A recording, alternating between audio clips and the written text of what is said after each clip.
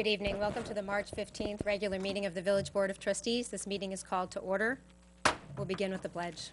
I pledge allegiance to the flag of the United States of America, and to the republic for which it stands, one nation, under God, indivisible, with liberty and justice for all.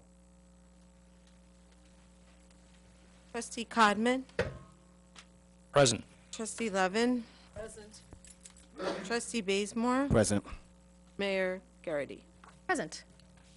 And the first item on our agenda is a public hearing in the matter of local law number 2, titled Revision of the Village Code of the Village of Ossining, establishing a local code enforcement program, amending chapters 91, building construction, 95, buildings demolition of, 133, fire hazard inspection, and 162, housing and property maintenance. Is there anyone here who wishes to address the board?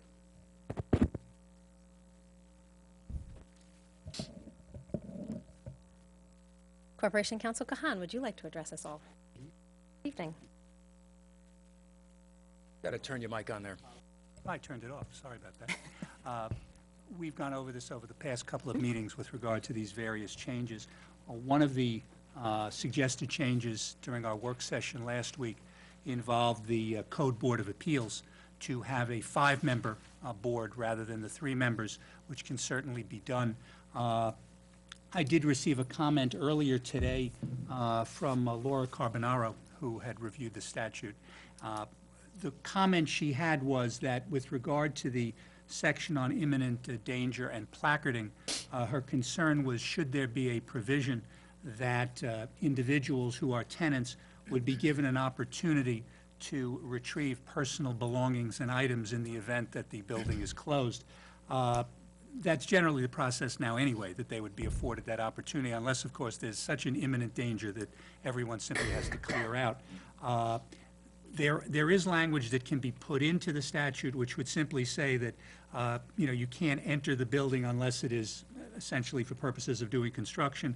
I don't think we need to add, I think the board needs to add language which specifically would afford the individual an opportunity to get that their belongings that can obviously be put in if necessary, but I think it's pretty much presumed that in the event that a placarding occurs because of an imminent situation, if there are tenants in the building, they should be afforded the opportunity to get their stuff. The concern that Ms. Carbonaro raised is if the tenant, in fact, is not present at the time the placarding occurs and they come back and the building is, in fact, placarded, can they gain access?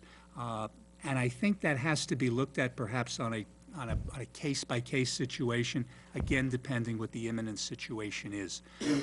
But that's, other than that, that's really the only other comment that I have received with regard to proposed local law 2 of 2017. Yeah, please, John. Yeah, just with respect to that, I don't know if there's some sort of procedure we could put in place, within the village manager's office, a building department, sort of. I don't know if it needs to be.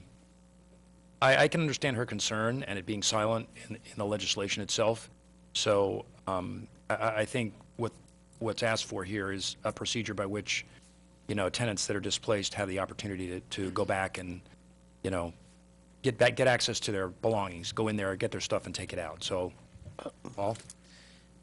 One thing that I will add is that tonight we have with us this evening Joseph Augustinelli, our building inspector, and one of the things he's going to present is a couple of case examples of just that instance. So I think it will become a little clearer then when he does his presentation tonight exactly what does happen when a placarding situation comes to light. And by way of explanation, I think that will make clear a lot of what Mr. Kahan had just referenced.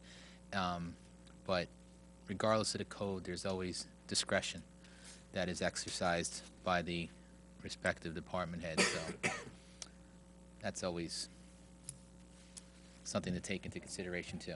So Stuart, my question is, in the case that you mentioned, where there might be a situation where a person just can't retrieve their belongings because of maybe a fire or water damage or whatever the case may be. Is there any harm in putting that in the statute of putting that kind of scenario in the statute? Like, what is the what's the hesitancy about saying that one has the right to retrieve their belongings unless, such a situation arrives? Trustee Basil, I see that I think the chief may have a response on that. So a lot of times when folks have to go after a placard and retrieve belongings, it falls on the police department because it'll be outside of business hours or the middle of the night or whenever they may find out. My recommendation would be that if there's something placed in, it be limiting language. In other words, to say that families have a certain period of time or that they'll be allowed a certain number of entrances, and then from there we can always use discretion, because what we tend to run into is, particularly in cases where there's an overcrowding issue and there may be a lot of people living somewhere, we'll have one person at a time come to the police station, and it takes time. It takes time to allow somebody to move their belongings out. So if you have 5, 6, 7, 8, 9, maybe 10 people looking to move belongings out at 45 minutes or an hour at a time, we're dedicating cops for an entire day to a house. Ordinarily, what we do right now is we try to coordinate families so that, or we let them coordinate among themselves so that we get a time and we'll do a group if there's, if it's a multifamily dwelling or whatever the case may be. But if any language were to be entered, I'd ask that it be something limiting, and then it allows us the discretion of saying, if you didn't get to get everything in this one period, that we're able to bring you back in. We can certainly do that. It can also be a procedure to be followed by the various departments that does not have to be legislative. So it's simply an internal procedure that can be worked out among building, police, with the assistance with Corp Counsel, so that it can be done that way. So it's not actually put into the statute that way, but a procedure that would be followed in the event that that occurs, where we placard something, but someone doesn't come back. They work a late shift. They don't come back till late, and the building's closed. But that can certainly be, I think, a procedure that can be put in as a means of implementing what's in the proposed local law.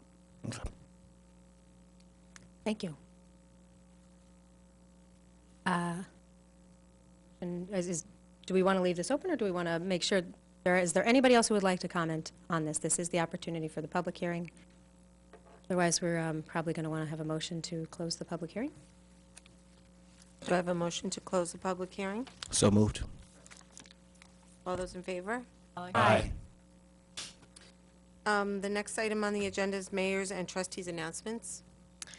Thank you. Well, I imagine that we will get a little more detail from the chief and DPW later on the snow management, but I will say thank you to everyone in the community for being cognizant of the snow emergency that was in effect. This was even a little bit of an expanded snow emergency, and it's very helpful when everybody pitches in together and removes your cars from the roads that have been designated as the critical roads for us to be able to keep clear.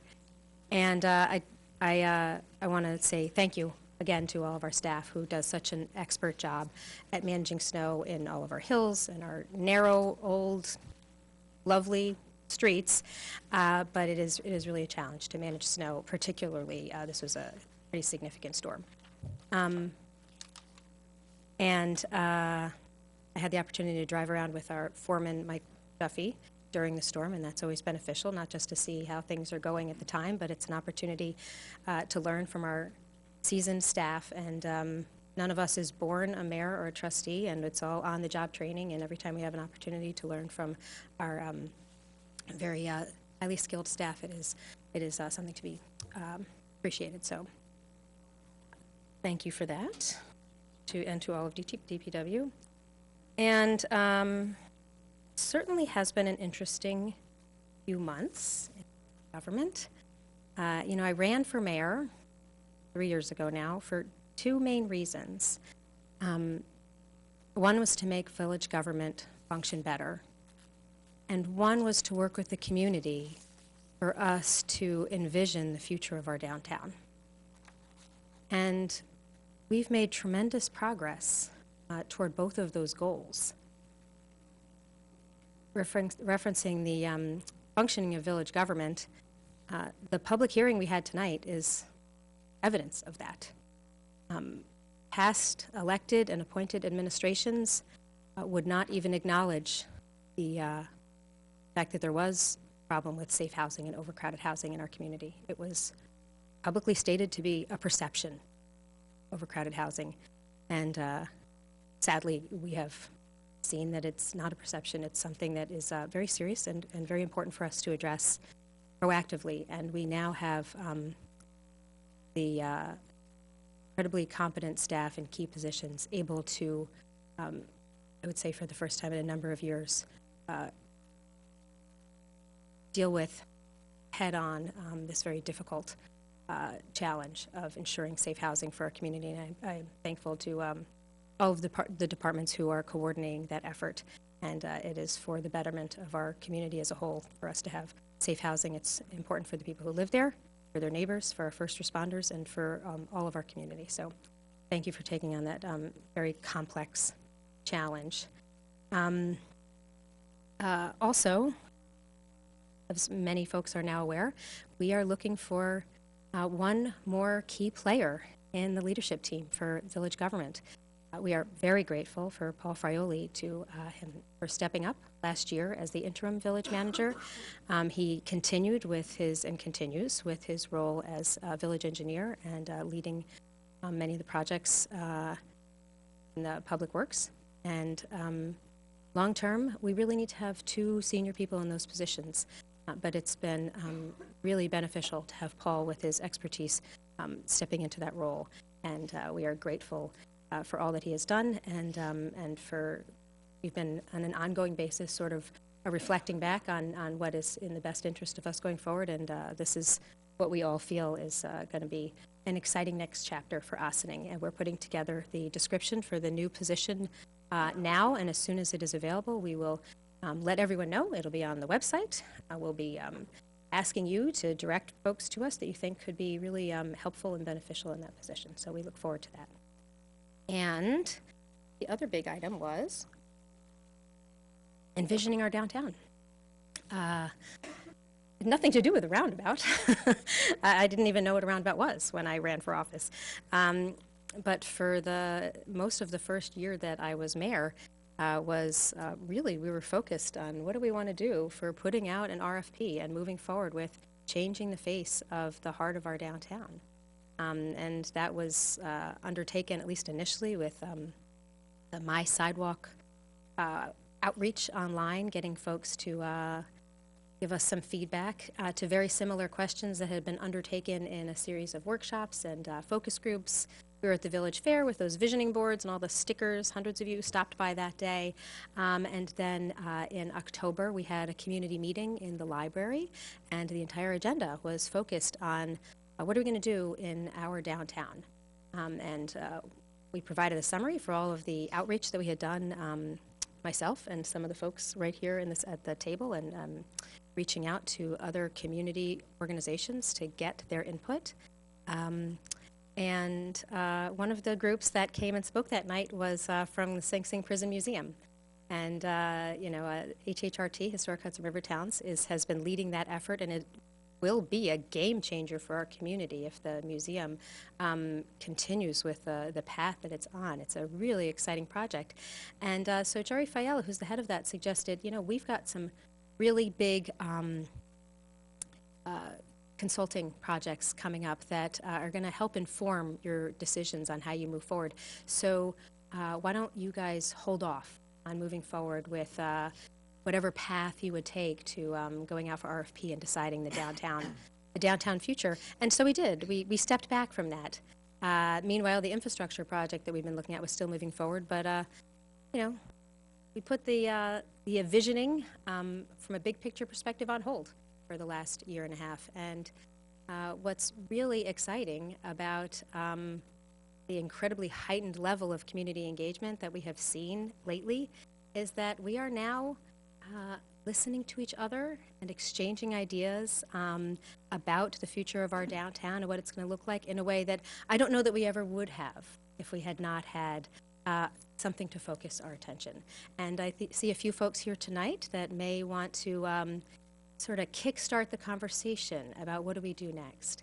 So we are coming up with a date for the coming weeks, and I would ideally like the library or the community center for us to really be able to sit down in a more casual exchange of ideas of what do the next steps look like? What does public engagement look like? Do we bring in facilitator from an outside consulting group that does this kind of envisioning for a living. We can only choose from the options that we know are available, and sometimes our imaginations are not as broad as people who have done this kind of visioning elsewhere. So I'm really looking forward to hearing some of your ideas tonight and getting a date on the calendar when we can all sit down and focus on how are we going to move forward with a community engaged vision for how are we going to, how is our downtown going to look 5, 10, 20 years from today. That was a really long welcome. That was so much more than I intended to say. So I'm going to now turn it over to my colleagues, and then we're going to get to hear from all of our managers. Anybody have any, what do we need to know kind of stuff?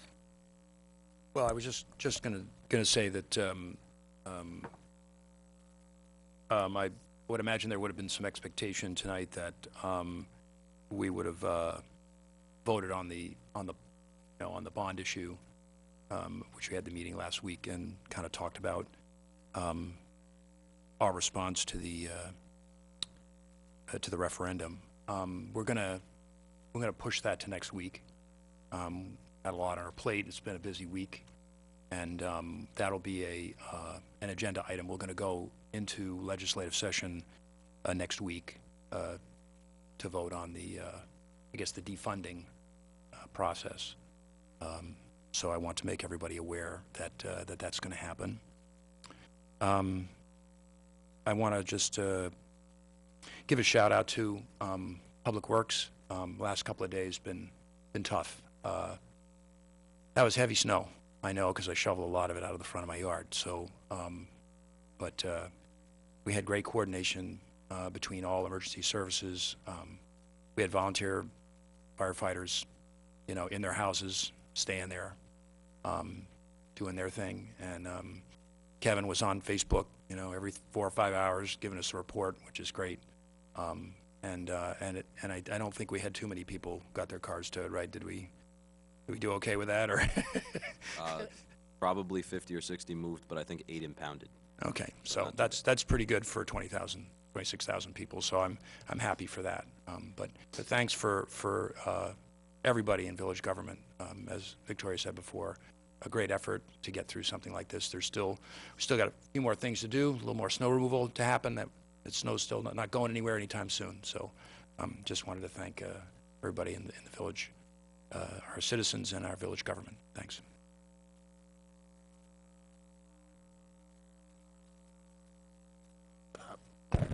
No, I would echo John's comments. DPW did a great job, and appreciate the coordination between the OPD and DPW.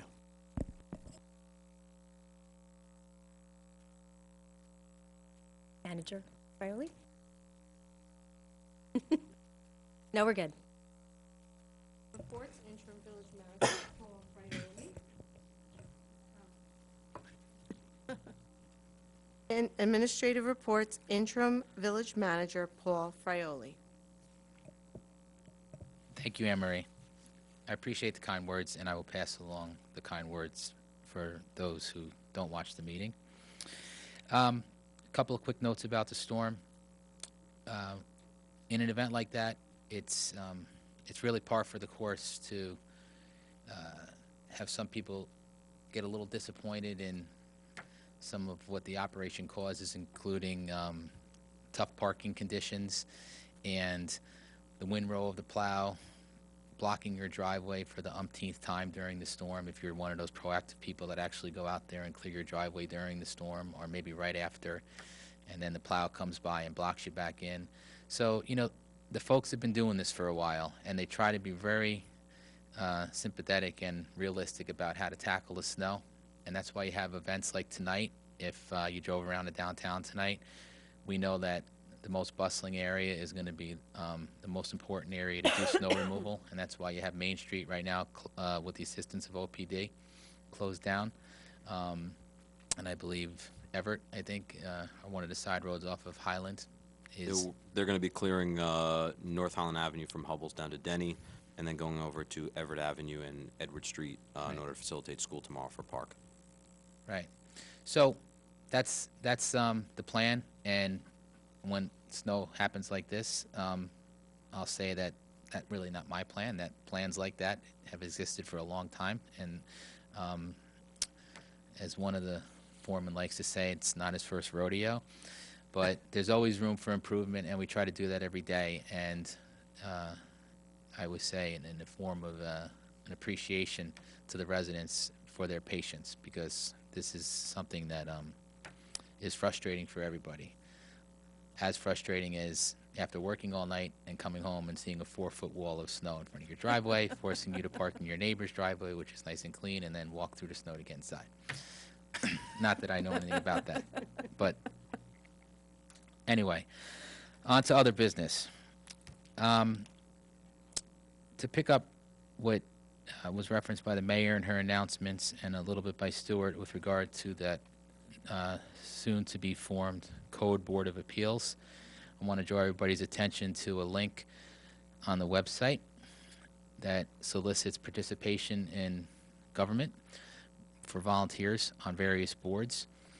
It's something that we're looking to fill, including that newly formed Code Board of Appeals. So far, we have one person that is interested and has discussed the potential board at length with Stuart and I, but we need a handful more to apply, and we also have various other vacancies which are clearly pointed out on the website.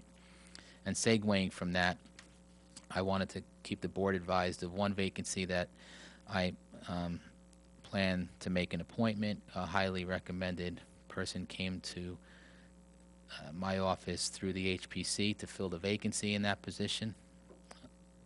A man by the name of Adam Markovics came and met with me last week for the HPC. He's definitely qualified, and again comes highly recommended by the chair of the HPC, and we're going to make that appointment. He's already attended his first meeting.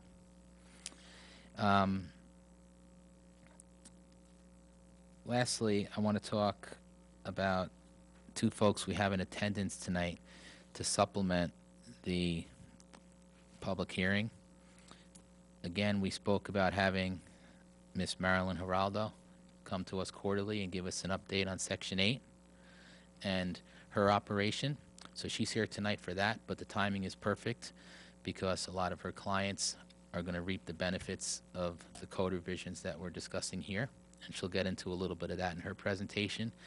And secondly, we have Mr. Joe Augustinelli, who's our acting building inspector in the Planning and Building Department, and he's going to discuss some, as I said earlier, some case studies and then some procedural things about his operation that are really good for the public to know, because there's a lot of internal and external stakeholders in these code revisions, and some of the stuff that Stuart goes over at great length sometimes does not touch upon the real benefactors of what this is going to allow, and it also doesn't go into too much depth, which I think Joe's going to do a little bit about the benefit that our internal administration is going to realize, particularly in the courts with these code revisions. So that said, I'm not going to go too much further into presentation because we do have our managers here this evening, but because I think most of them are here, and because I'm going to see most of them tomorrow morning, I did want to take the opportunity now to thank the board for the support in my interim role and tell you that, just as you said, Madam Mayor, it was something that I enjoy doing. I appreciated it as much as you may have appreciated me filling in the role. It was a good experience for me, but would not have been really plausible if I didn't have the support of the department heads and their subordinate staff, so I wanted to thank them publicly. Corporation Counsel Stuart Kahan. Thank you, Anne Marie. Good evening, Mayor and members of the board. Beyond the code revisions that we have discussed over the past couple of meetings, there have been other activities in the law department, just to bring some folks up to date. We have most recently filed a petition with regard to the 2014 outstanding property taxes. That was filed actually in Westchester Supreme Court today. The redemption date is June the 12th. If they are not redeemed the appropriate actions at that point will be taken. I've been working with both Park and Recreation Supervisor Chris Soy and Tom Warren, our treasurer, with regard to the project to replace the gym floor at the community center.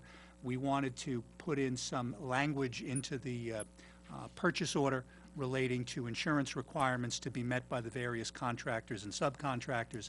That language has been drafted. It has been sent to the contractors, subcontractors, who have all agreed to the language with some minor grammatical changes. I expect to have those, that rider signed by the end of this week.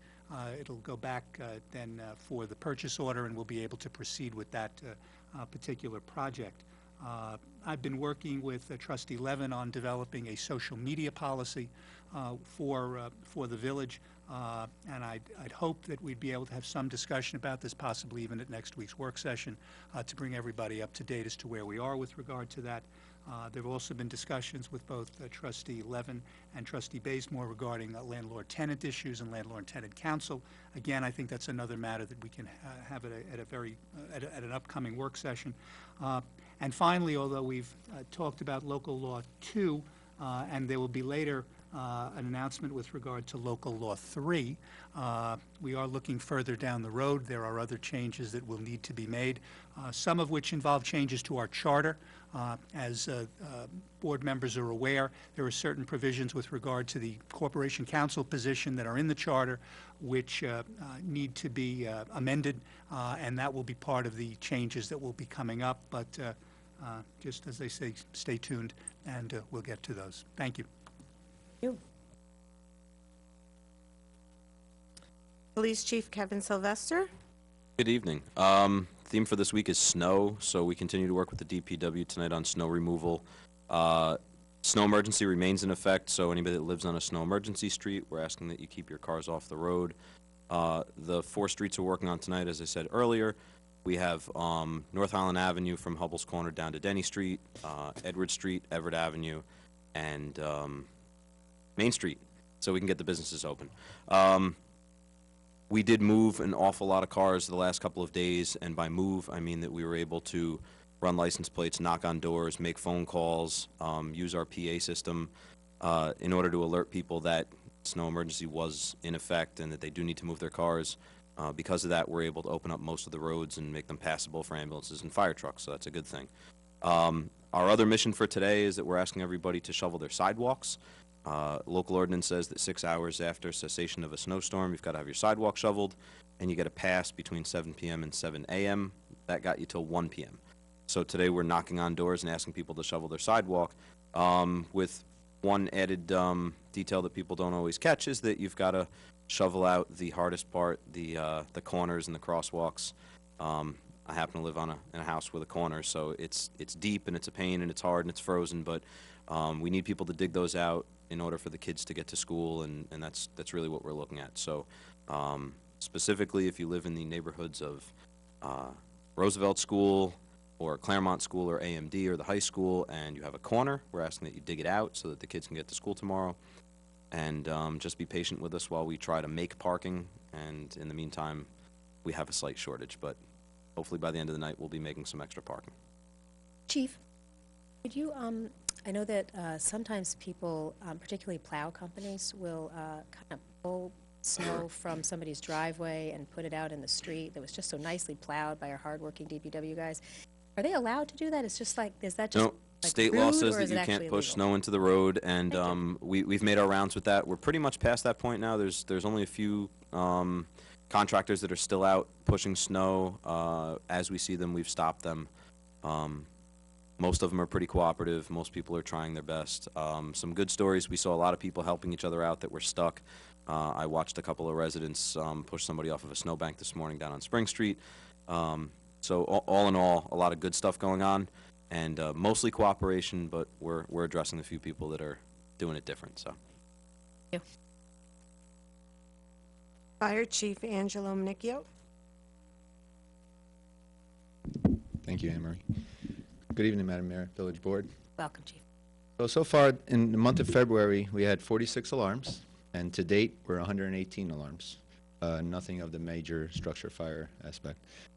This past snowstorm, we had 41 members on standby for over 14 hours. We started at 6 in the morning, and we concluded it at 8 p.m. last night. We had 2 calls during that duration, and then all our members were able to go home and shovel their driveways and get ready and get dug out. We appreciate all the community that helps with Adopt a Hydrant. That helps us out, again, like I said at the last meeting, so I appreciate all the residents that do that for us. Also like to thank the OVAC staff and our OVAC supervisor. They have a house on Clinton Avenue that they let us train at twice this month, and for all the residents that seen that activity going on Clinton Avenue behind Walgreens, that was, well, us, so that helps us get better in our job and what we have to do. On March 12th, we participated in the St. Patrick's Day Parade in Sleepy Hollow, and we were led by our wonderful Ostings High School marching band. They led us down the street. It was a sunny day. It was very cold, but we appreciate that. We'd like to thank the Ostings High School marching band for leading us down the road. And just a reminder, just the clock changed, so we want everybody to check their detectors and change their batteries, and that's all I have. Thank you. Very much. Thank you. Superintendent of Water and Sewers, Andrew Teese.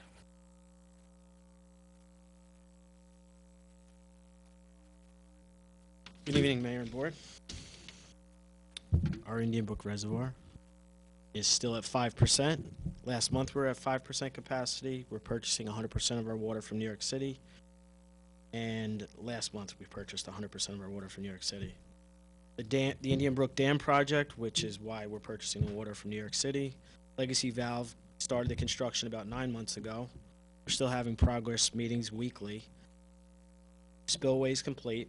The new raw water intake pipes are about 90% complete, and we expect substantial completion by mid-May of this year. We're dealing with some on-site issues, nothing major, but just need to work through a few things.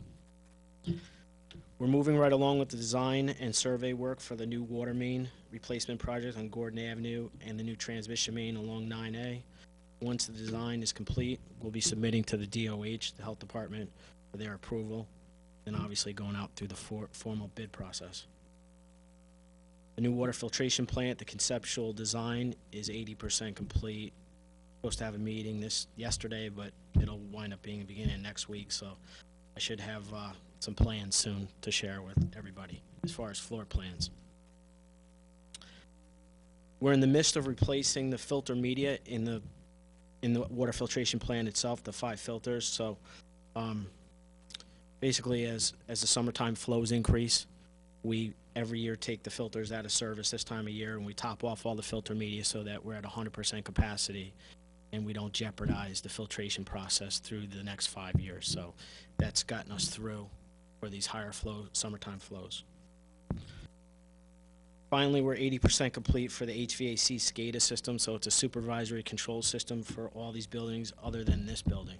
This is the last building that needs to be looked at.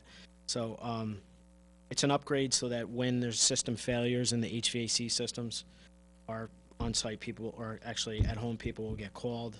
This will minimize downtimes, but also we put these heat timers in that anticipate outside temperatures so you can serve on fuel. So we did the building at the Armory, the community center was done years ago, and the highway garage, and actually Village Hall too. So it's all going to be tied in within the next 2 weeks. That's it. Thanks. So, Andy, before you sit down, I just want to clarify because people still ask questions about the town and they get water from our water system, and I'm just going to jump in when I'm mistaken or it needs to be further clarified. We have one unified Ossining water system. It provides water to all the residents of the village and the unincorporated town. The upcoming work that you referenced that's being designed right now is for replacement of pipes that are located in the town. That money is appropriated by the village board because it's our responsibility to appropriate money that comes from the water fund. The water fund gets all of its money not from property taxes, but from people who pay a water bill. And the people who pay water bills are everybody who lives in the village of Ossining and everybody who lives in the unincorporated town. So while it is our responsibility on the village government, and it is to appropriate that money and oversee that fund, and it is village employees who maintain the water system, the pipes could be located in the village or the town. The water has no idea it's in the village or town. Town residents don't know because they pay 50% more per gallon than we do in the village, but it's all one system. It's all one system. The one thing is like the transmission main along 9A, that goes between the village and the town. I mean, it's imperative for both systems. You know, it's all tied together. So while it is one unified system from an infrastructure perspective, it has some quirks when it comes to a financial perspective, but that's beyond what we need to discuss today. Right. Just want to point that out to folks. Thank you. Superintendent of Parks and Recreation, Christopher Soy.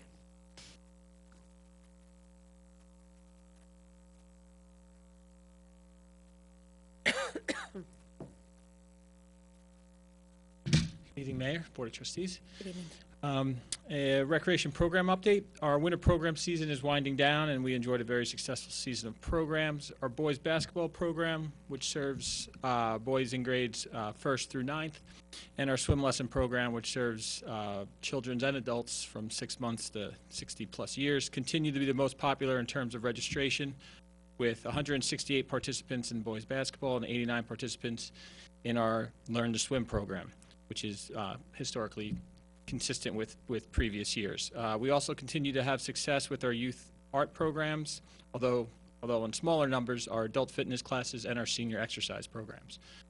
The spring-summer program brochure was made available to the community this past Monday, March 13th.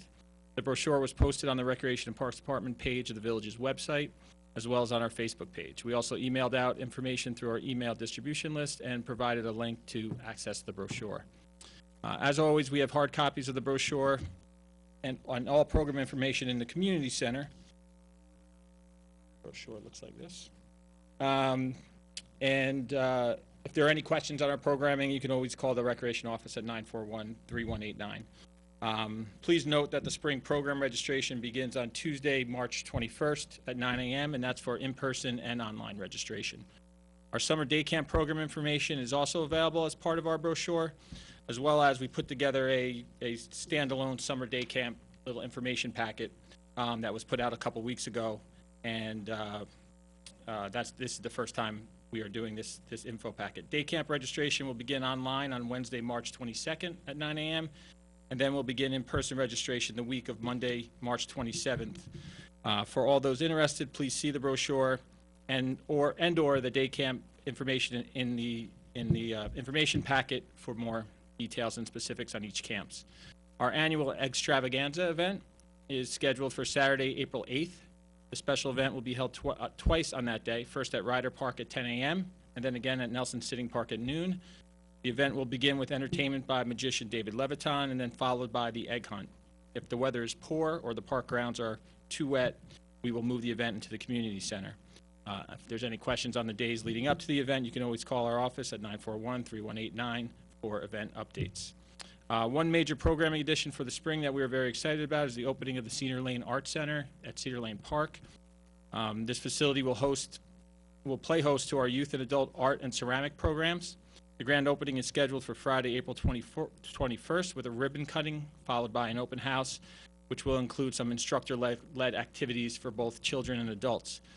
There will be more to that event, and that some of the additional details are still in the planning phases, so we will, that's still to be determined. I continue to work with the town supervisor in their office as well as the town park foreman in bringing the Art Center programming to Ossining. You can find information on the Art Center in our spring and summer brochure. If anyone has direct inquiries regarding the Art Center, they can feel free to email me directly at csoy, that's C-S-O-I, at villageofossining.org. Our parks and facilities update. Park staff had been in the process of preparing for warmer weather, the spring sports season, and our annual field and facility works in the park. However, they were interrupted by Mother Nature yesterday. I would like to thank the parks crew for their work in clearing the sidewalks, walkways, parking lots, and other areas of responsibility in the village in order to maintain safe access to businesses, public buildings, and parks. As alluded to by our Corporation Council, our gym floor project is moving forward with an anticipated project start as early as the week of March 27th. The project is scheduled to take approximately 5 weeks to complete and will require a closing of our gym facility during that time. We remain in our planned window of opportunity for this project to take place, as during this time of year we can minimize the impact to our programs. However, due to the year-round use of the gym, some programs will be suspended and relocated during this time, such as our evening open gym sessions and some of our weekly senior programs. The Recreation and Parks Department is very excited about the installation of the new floor, along with the installation of new wall padding, and some of the other facility improvements we have undertaken as part of this project. We are quite confident that the final project will provide the community with a top-notch gym floor and playing surface, as well as an attractive activity and event space. Details on the project and its progress will begin to be posted starting tomorrow on the Recreation and Parks Department webpage, as well as our Facebook page, and we will also provide updates through our Rec News email list. I just want to say nice job with the separate brochure for the summer camps. That's a really big program, so it's helpful to folks to be able to just focus their attention there. And I see that the we can anticipate some of the other additional one-off week-long summer camps, and that's still being figured out, it looks like. Yes, these That's what are- I'm looking at right now. Yes, yeah. We'll push all that stuff out when that gets finalized, but we'll have our separate sport and specialty camps as well. Great. Thank you very much. Treasurer Thomas Warren.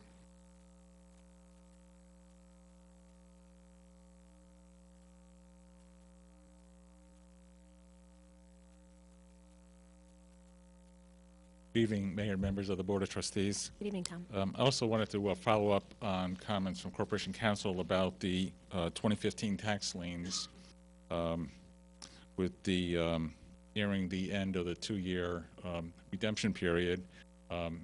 We've asked the Deputy Corporation Counsel to please send letters to the property owners to advise them of the upcoming end of the redemption period. Our office is also contacting the taxpayers ourselves, as well as looking for banks and other interested parties, other properties. And also has some good news on the amount of the 2015 tax liens as compared to a year ago at this time when we were looking to end the redemption period on the 2014 tax liens. A year ago we had 21 parcels with lien amounts that aggregated more than $83,000. By comparison this year, we only have 8 parcels that are nearing the end of the foreclosure or the redemption period, with unpaid liens aggregating $21,825.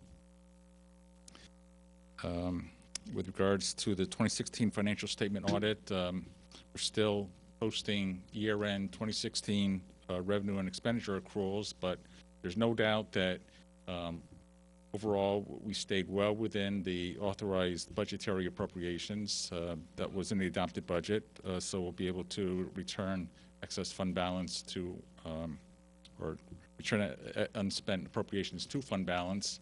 Last month, I talked about some of the excess revenues that will also be turned into fund balance at year end.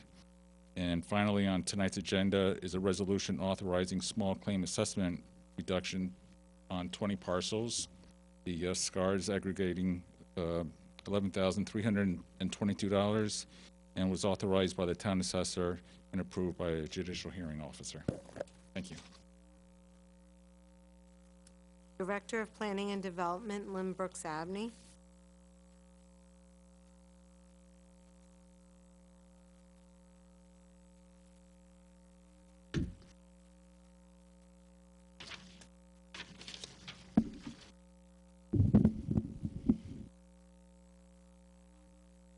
Hi, good night, good evening, Mayor, board members, interim village manager, corporation counsel, and Madam Clerk. For the last several weeks, this board has discussed legislative changes to the village code. Those changes are part of local law 2-217. At tonight's public hearing, residents, business owners, and members of the public had an opportunity to express their views with respect to those changes, and there was a serious outpouring. Tonight, I'll give you a brief glimpse of the proposed implementation and how the department intends to introduce the new procedures and commence enforcement within the community, should this board decide to pass the proposed legislation. I wanted to note that some of the inspections and permits noted in the legislation are new to the village. For example, fire and property maintenance inspections and the commencement of the issuance of operating permits. So, what's an operating permit? And operating permits are generally required when certain activities are conducted or occupancy of certain buildings. Those would include buildings that manufacture, store, or handle hazardous materials in quantities that exceed what's specified in the published tables in the fire code. Also hazardous processes and activities. This includes commercial and industrial operations that produce combustible dust as a byproduct. Examples would be fruit and crop ripening and waste handling operations.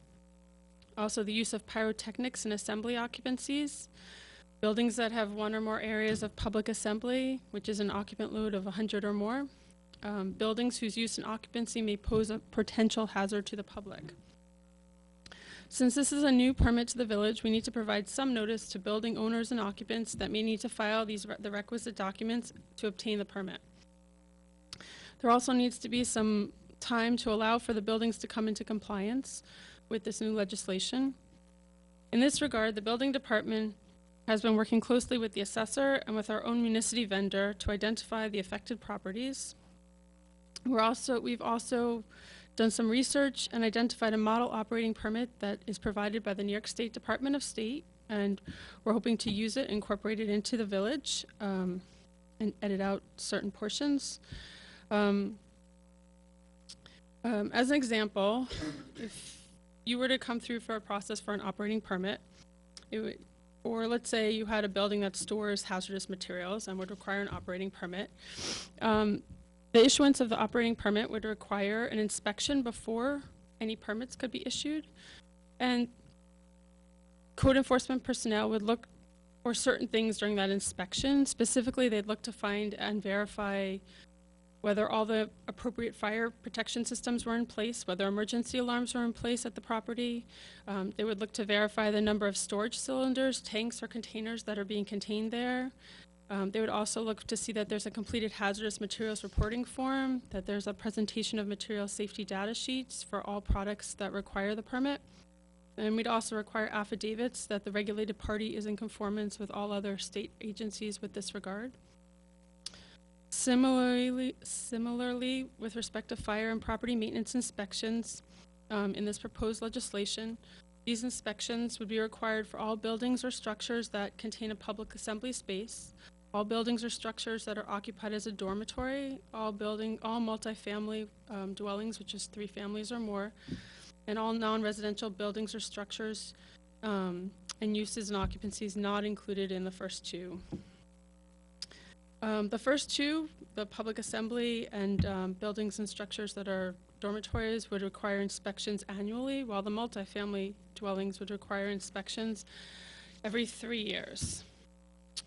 Though they are intrusive, these inspections are generally meant to protect both the occupants, tenants, and any first responders to these properties. During these inspections, code enforcement personnel are looking to ensure that the owner of the property has maintained the property appropriately. For instance, code enforcement personnel would look at exits and egress hallways. Do they meet accepted standards? Are egress doors locked or blocked? Is panic hardware installed appropriately, and where appropriate, is it being maintained? Are exit signs lit or inoperative? Are there the correct number of exit signs? Does the electrical wiring meet accepted standards, or does it pose a fire hazard? Are there exposed wiring and switches or exposed receptacles? Is there improper grounding or no grounding of the wires? Are there an excessive amount of extension cords? Do the heat-producing devices conform to accepted standards? Are they vented properly? Are combustibles stored too closely to heat-producing devices? Do all the fire protection systems meet accepted standards? Have fire extinguishers been tested and maintained on a regular basis? Is there a sprinkler system? Has it been tested and maintained? Are there smoke detectors? If it's a restaurant or there's cooking equipment involved, we'd look at the hoods, fans, and ducts to be sure that they've been cleaned and maintained on a regular schedule. Is the exhaust system functioning? Has it been maintained properly? We also look for flammable or combustible materials that are being stored at the site. And how are the storage rooms marked? Are there no smoking signs posted? In a public assembly space, the official would want to know whether or not the interior finishes and decorations are flame-proof. This is just a short list of some of the life safety items that a code enforcement official would look at during fire and safety inspections. We currently conduct fire inspections as part of the restaurant, cabaret, and coin-op permits that the village clerk issues. But These inspections are new to some parts of the village, and the department has been working with Municity and the Assessor's Office. We've been researching our own records to determine the number of properties affected by these inspections. To date, we've identified approximately 100 properties that will require an inspection on an annual basis, though there are also properties that kind of blend across the three categories. They're properties that are mixed use, that have an office or retail use on the bottom floor, and residential dwelling units on the upper floor that are not included in the 100, as well as there's a number of multifamily dwelling units that are still being tallied. There is a fee for a fire inspection. It's currently $100. It's noted in the fee schedule, and we're currently looking at how we would bill that fee. Recently, we've had discussions with respect to rapid entry lock boxes, knock boxes. Currently, the code in section 204-2 identifies when a lockbox or Knox box is required. Generally, they're commercial or industrial structures protected by an automatic alarm system or an automatic suppression system. Multifamily residential structures that consist of 3 or more dwellings that have restricted access and people are required to egress through a common corridor, or government structures and nursing care facilities. At this time, the building department is working to identify all of the properties in this village that require the Knox box to be installed and that need to apply for a permit and haven't done so. We also recognize that this section of the code was adopted by the Village Board of Trustees on December 1st of 2009. It was incorporated as Local Law 8 of 2009. And we've been looking at ways to bring property owners into compliance while being efficient with our manpower and trying not to over-inspect village properties. We currently identify them when they come in for a building permit. We also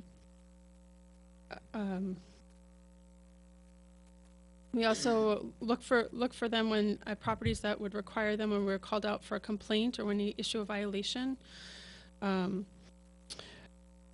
We are within our own municity system trying to identify exactly which properties would be affected and using the assessor's data. And we're looking at ways to incorporate further identifying properties that require Knox-box rapid entry systems into our initial fire inspections within Local Law 2-217 if it's passed. And one of the things we're looking at is creating a flyer for informing property owners of the needs to install the requisite Knox box and including the actual form in a mailing to all the affected property owners. And then on to an update of some of the larger projects in the village. As you all know, Harbor Square has been occupied a lot more recently. At a recent meeting that we had with Harbor Square representatives, we are happy to report that of the 19 affordable units, 14 are currently occupied. 1 lease was signed this morning to make 15 as of tonight. There are 3 2-bedroom units that are considered vacant right now, but are pending review by Harbor Square. Once they review and approve the potential leases, then those 3 will be occupied. And 1 bedroom is also in that same position where it's currently vacant, but it's pending review and approval by Harbor Square personnel. And then we would commence a lease signing. With respect to the market rate apartments, there are 118 occupied and 51 vacant. With respect to 80 Main Street, there's been a lot of interest in it. It's a new building going up in the where the old Elks Lodge was located. And based on the Planning Board resolution from September 23rd of 2014, there are 3 units that are proposed to be affordable in this development. 25 are proposed overall, and the balance are proposed to be offered at market rate.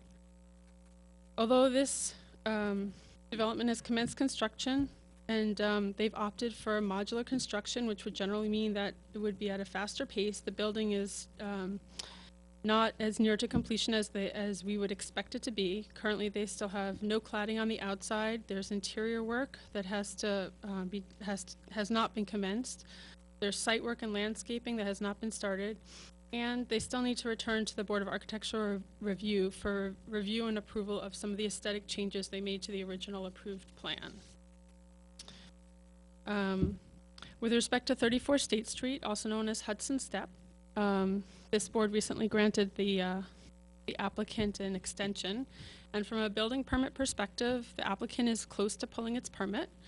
They've actually submitted all the requested revisions, and staff is currently reviewing them, as well as the wording of some of their insurance documents. And it looks quite likely that they will pull a building permit before the end of this month. And lastly, as you all know, this department is engaged in a housing survey of the village, and we had 2 very well-attended public listening sessions on March 6th. We are currently looking into the logistics of scheduling a 3rd listening session, but I will leave the bulk of that discussion to next week when our consultant is scheduled to address this board.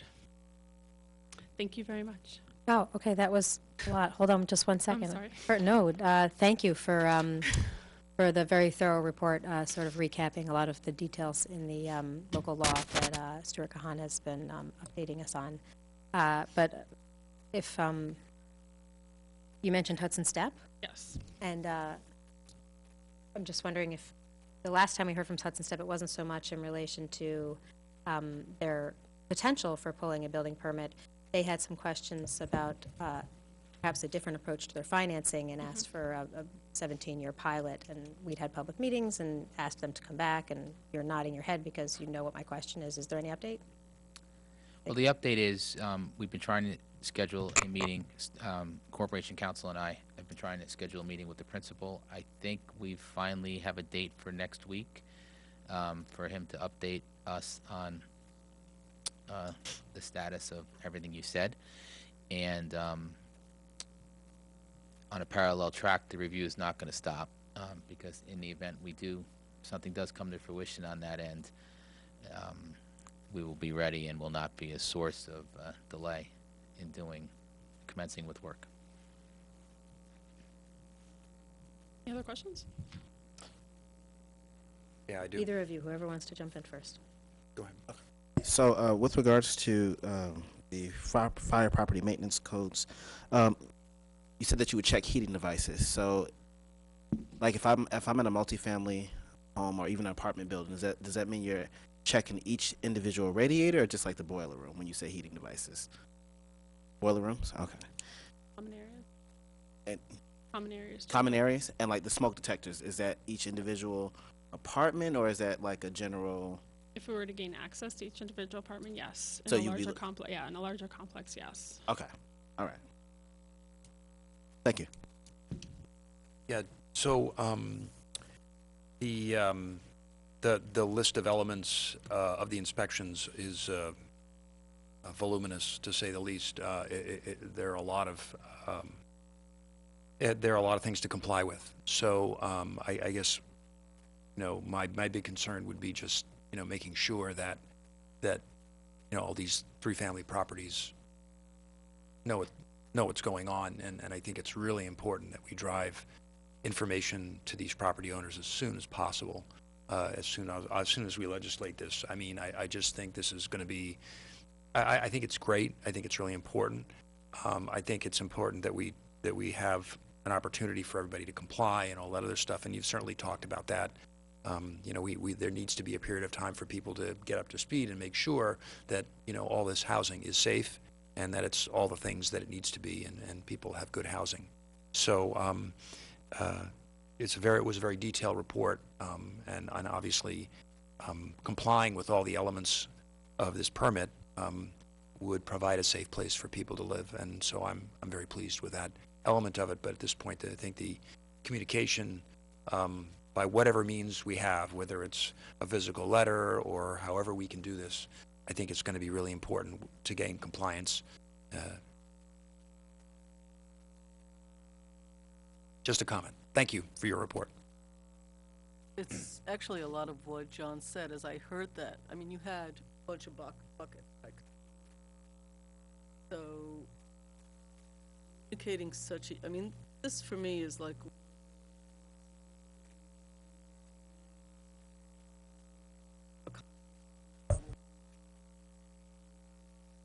one of the biggest deals around is the safety, code enforcement. It's something we've heard about and goes for getting them forward. But the communication of a change, learned that not everyone really watches. Why? It's thoroughly exciting, but they don't. And social media is great, but it sort of takes on a life of its own. Push and pull and cut and paste, and it's not really a great source of information. It's a conversation. So what's the plan?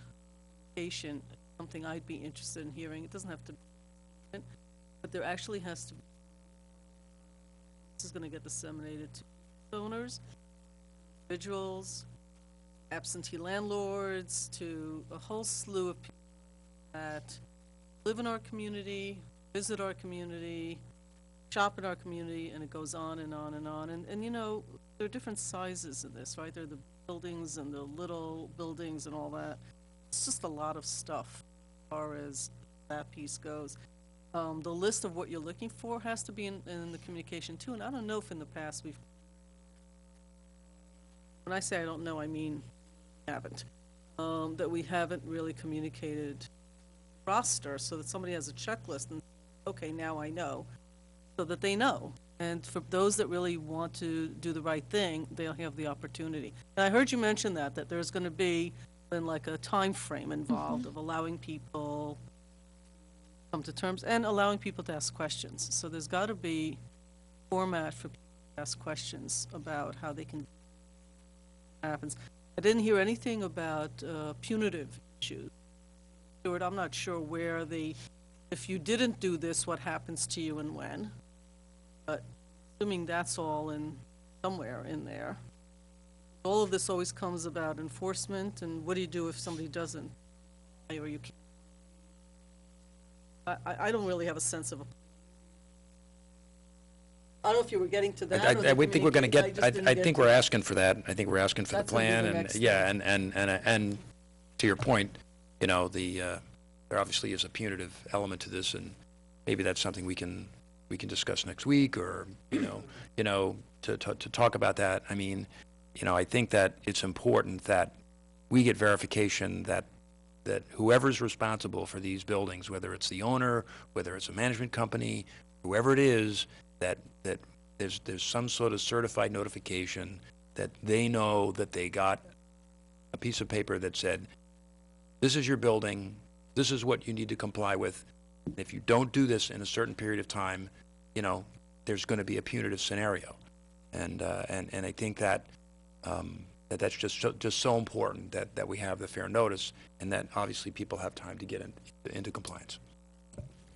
If I may, Mayor, that will be done as part of the process already, but I think what I'm hearing and what we'll definitely take note and implement with regard to Trustee Levin's comments is we will go above and beyond what is required to have appropriate enforcement abilities. We will also do, if you will, a public education of the same and give them the details that Lynn has here now. It is really our hope, once this program gets up and running, that we eventually come to buildings and the inspection is very brief and we find mundane things versus going to every building and finding the egregious. I just to bookend, it mentioned 3 parties involved in in the scenarios about the importance of these inspections and all that.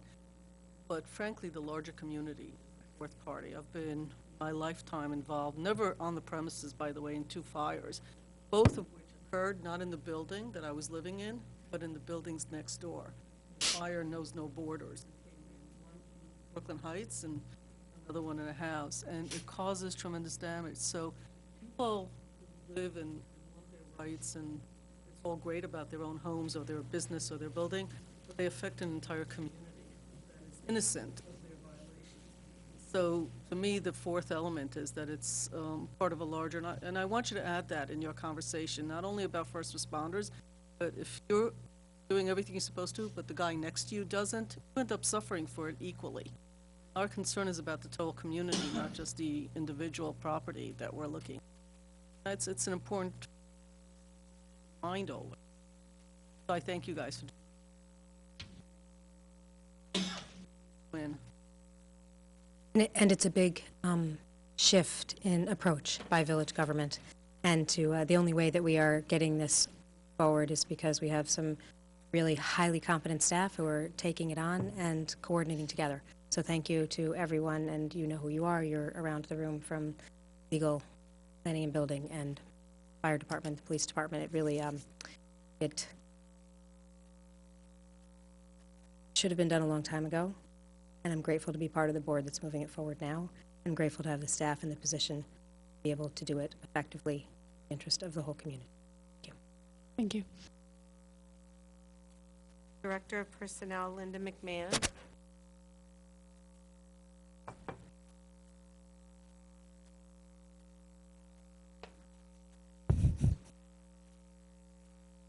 Good evening, Mayor, Board of Trustees.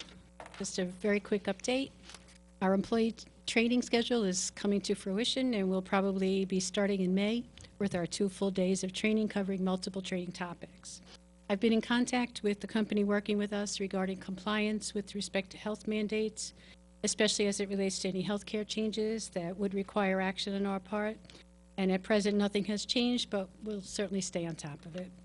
We're also fast approaching the summer camp season, and personnel is standing by ready to assist wherever we can. So, thank you. You mentioned the summer just to warm us up, right?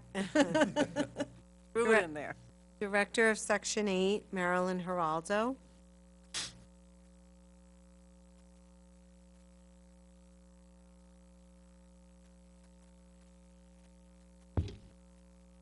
Good evening, Mayor and Board of Trustees. Okay. I'm going to go briefly over my quarterly presentation based on what we're doing and performance in the Village of Ossining. The Housing Choice Voucher Programs for the Village of Ossining has completed several end-of-the-year reports, including the Unaudited Real Estate Assessment Center, Financial Assessment Subsidy for Public Housing, and the Section 8 Management Assessment System Program. The CEMA measures the performance of the public housing agency that administers the Housing Choice Voucher program in 14 key areas. CEMA helps HUDs target monitoring and assist their PHA programs that need most improvement. The 14 indicators of the performance shows whether the PHA helps eligible families to afford decent rental units at affordable subsidy costs as intended by federal housing legislation. CEMA is used to remotely measure PHA performance and administration of the Housing Choice Voucher Program. CEMA uses HUD's national database for tenants' information audits conducted annually by independent agency. HUD will annually assign each PHA a rating on each of the 14 indicators and overall performance rating of high, standard, or trouble. The Village of Ossining has rated as high performer for the last 10 years. In 2016, about 860 applicants were purged, 120 applications were called, and 25 new participants were admitted to the Housing Choice Voucher Program. 372 inspections were conducted by the Building Department. During the month of January and February, we assisted an average of 250 families, and also a total of 33 inspections per month were conducted as well. Currently, we call 20 applications are being reviewed for possible eligibility through the whole year. The staff is currently participating in a series of Section 8 Housing Choice Voucher training online. So far, we have taken portability procedures, waiting lists, and participants' file management. These courses are very informative and helpful to making our daily jobs more efficiently. I'm going to go into the presentation. Is that okay? The Housing Choice Voucher Program is assisting very low-income families and elderly and the disabled for affordable, decent, safe, and sanitary housing in the private market. Since housing assistance is provided on behalf of the family or individuals, participants are able to find their own housing, including single-family homes, townhouse, and apartments. The participant is free to choose any housing that meets the requirements of the program and is not limited to units located in the subsidized housing projects. In general, families' incomes may not exceed 50% of the median income for the country or the metropolitan area in which the family chooses to live.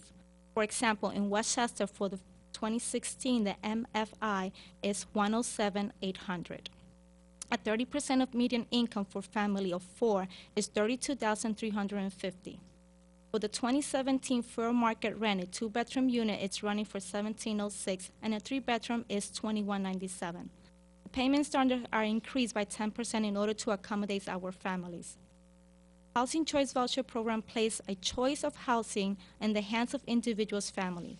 A very low-income family is selected by the PHAs participate in and is encouraged to consider several housing choices to secure best housing for the family's needs.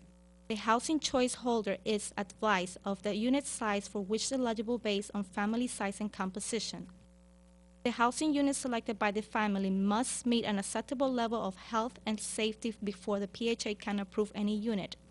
When a voucher holder finds a unit that is wished to be occupied and reached an agreement with the landlord over the lease terms, the PHA must inspect the dwelling and determine that the rent request is reasonable. A family which receives a housing voucher can select a unit which rents that below or above the payment standard.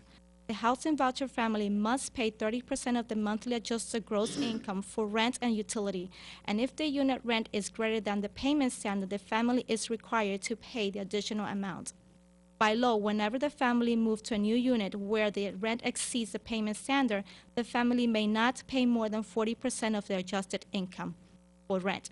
For example, the new complex like Avalon and Howard Square Affordable Housing Program barely accommodate vouchers holders due to their income requirements.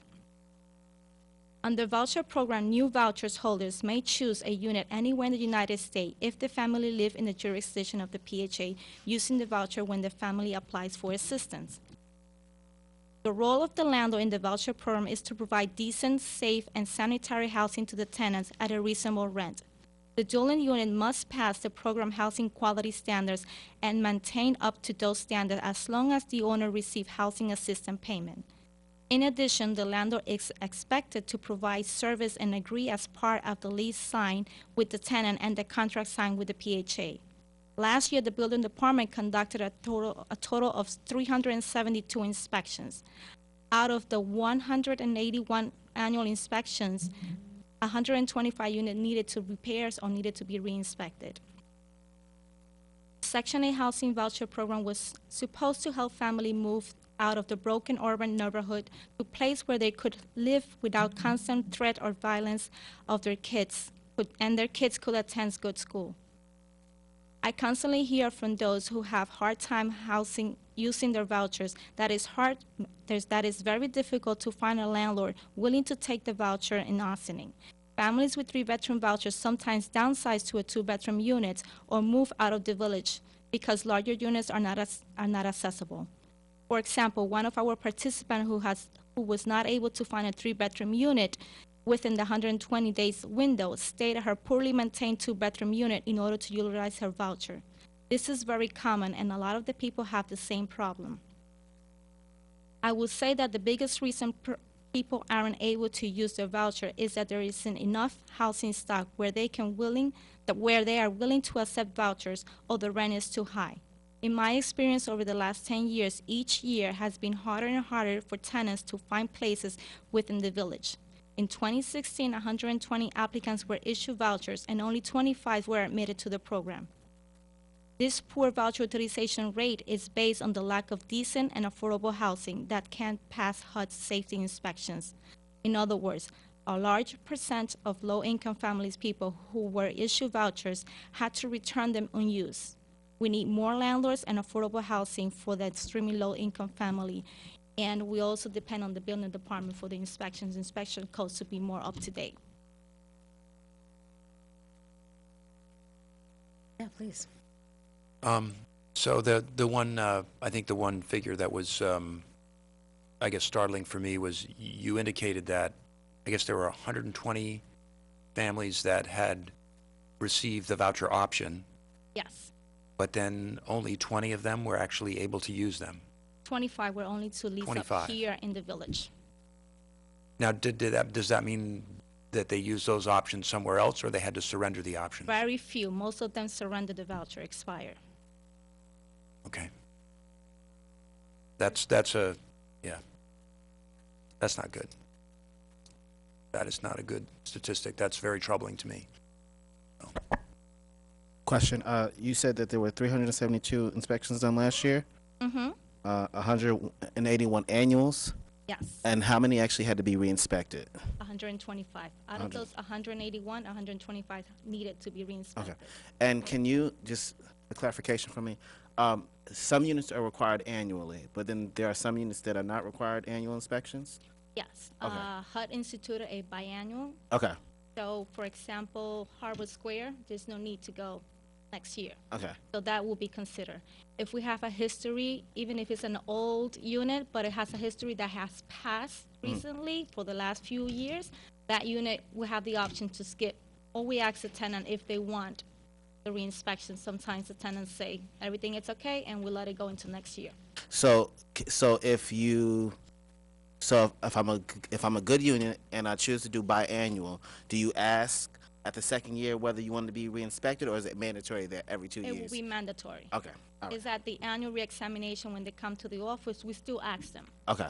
We could skip, or if you want an inspection. But every 2 years, the unit is? Mandatory, yes. Okay, thank you. So they already asked one of my questions, which is great. Second question is, started with saying that HUD ranks Ossining as very high in a study. Yes. What is that? Can you explain that again, please? Uh, Don't read the whole thing, just tell me what the payment standards? ranking. The fair market rent? No, you used the SEMA, you said SEMA, and there were 14 indicators? Right, what- so And what is what's the acronym? CMAP, oh. Section 8. So many. You say it I every day, remember. and you don't, and it's an acronym, I get it. Or Section 8 government. Management Even know the Assessment acronym. Program. Section 8 Management Assessment Program, that's called the CMAP. CMAP, okay. So they rank all of the Section 8 programs? Is that what you were saying? It's based on how we do in a monthly base. We do reporting, and at the end of the year, they measure all the different kind of reportings that we do, and we certify, we check, we do our 10% review. Based on that, I submit it to HUD, and they mix it with the other reporting, and we score high. We have to be above, some of the report has to be above 95%, and others above 98%. Oh, it's one of your metrics. And so one of the issues is about landlords, and from your perspective of 10 years, I think the lack of landlord participation, is that correct? Yes, that's What would it correct. take for landlords to participate? It's just like a regular lease. They had to be offering, have an apartment available. They could give us a call. We will refer tenants, but the landlord would choose which tenant they want. They could use their own lease. We just look at the lease and make sure that everything is nothing out of the norms. And the second part is having the apartment inspected. We had to look that if it's a 2-bedroom, it's a legal 2-bedroom, that is within the codes, that the smoke detectors are working, carbon monoxide, boiler.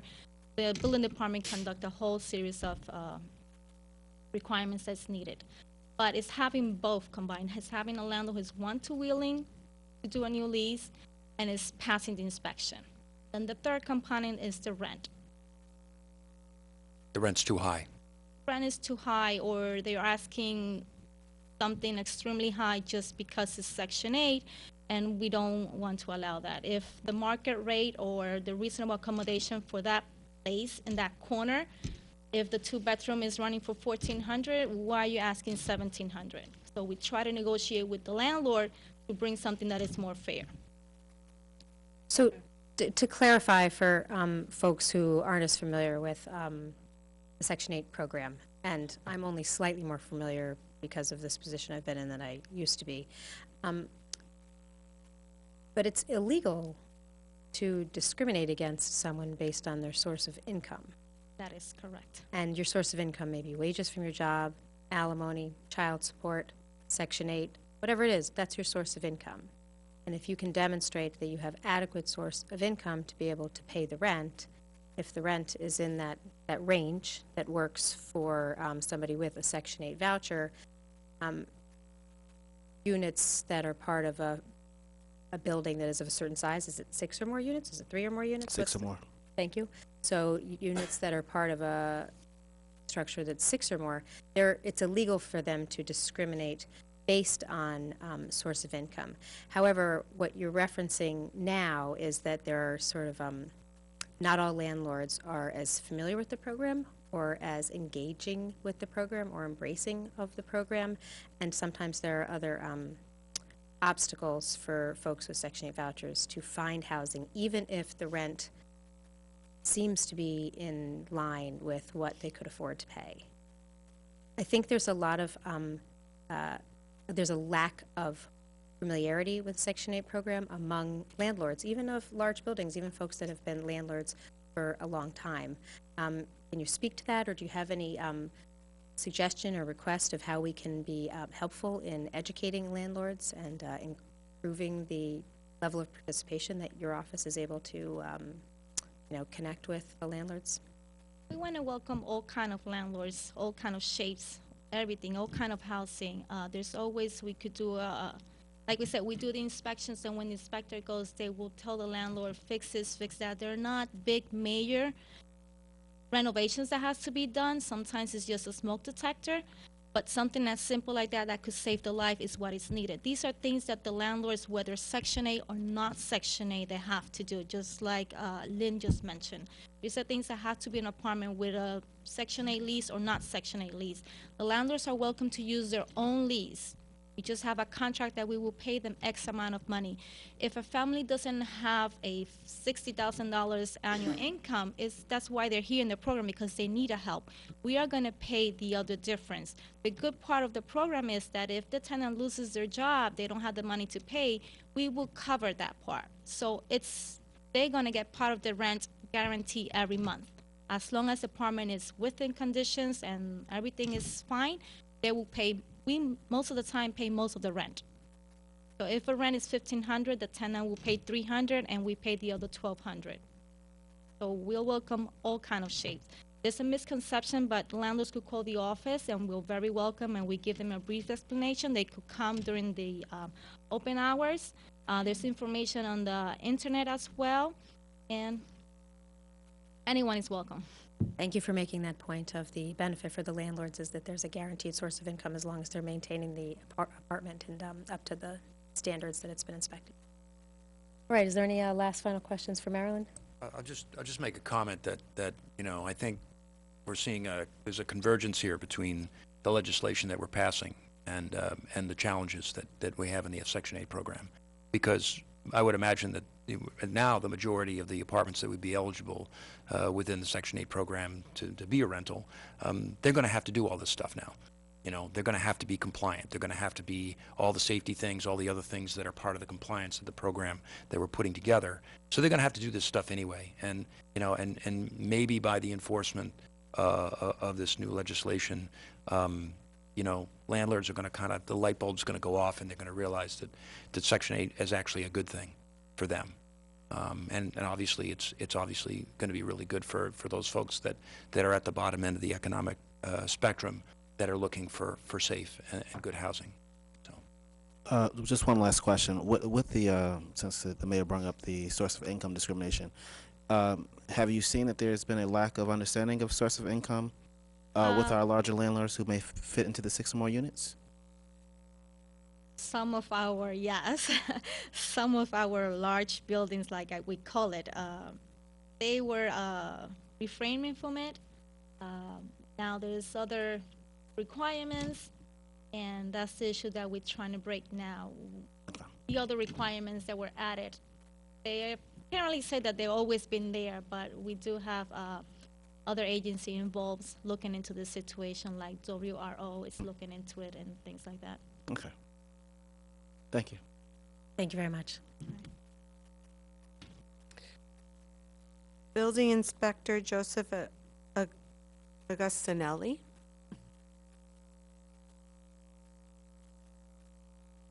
Yes.